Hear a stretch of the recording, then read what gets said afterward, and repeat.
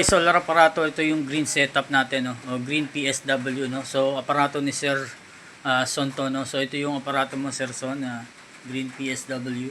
So meron tayo 1000 watts na inverter, 500 watts ang continuous, no? Pure sine wave yan, pwede ka mag washing machine, twin tub, no? Then maximum load is 100 watts per hour daytime, no? Lalo na kung solar panel mo ay 200 watts.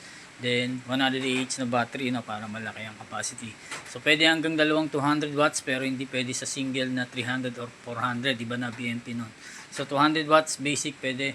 Then 100 battery yung kailangan mo. Then siyempre ito aparato lang, no, may kasamang battery clamp yan. So working na yan, nagbi-blinking arrow, then yung icon ng solar panel, nakita mo nandiyan, no? So pag nagbi-blinking, ibig sabihin ay working na yung aparato mo. Nag-charging na yung battery from solar panel to solar charge controller, then papunta sa battery. So nakaload nga tayo dyan, no, while charging, walang problema. Then yan, ito yung outlet mo, dalawa with grounding. Then goods ang inverter natin, no, yan. May konting difference sa tawag yan, sa point, no, walang problema yan, basta dito kasi LVDB base. So low voltage disconnect mo dito ay 11.5, okay.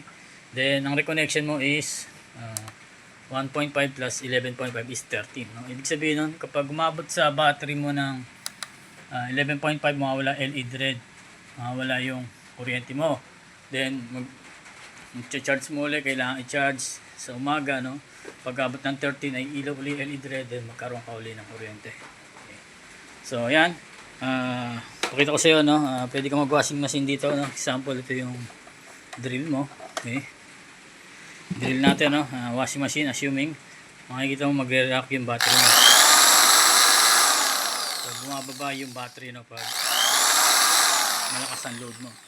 So okay, pasip ko sa ito yung maya maya, no? Babalutin lang natin. Then breaker ng solar panel, breaker ng battery, at breaker ng inverter. So lagyan natin ng marking mamaya yan, no? So yan, pakita ko sa iyo, no? Pag i-off mo, una mo ng i-solar panel, no? Wala yung icon ng solar panel dyan. Then yung inverter, okay.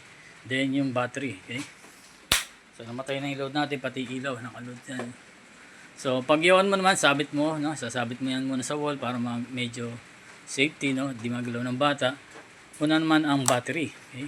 Andar yung kakaroon display yung SCC natin. Then either sa dalawa pwede mauna, no? So solar panel, okay. Then yung battery, inverter, okay.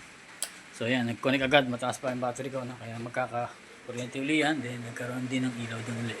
So pasip ko na sila maya maya, no? Salamat ulit sa pagtitiwala, Sir Son, then God bless.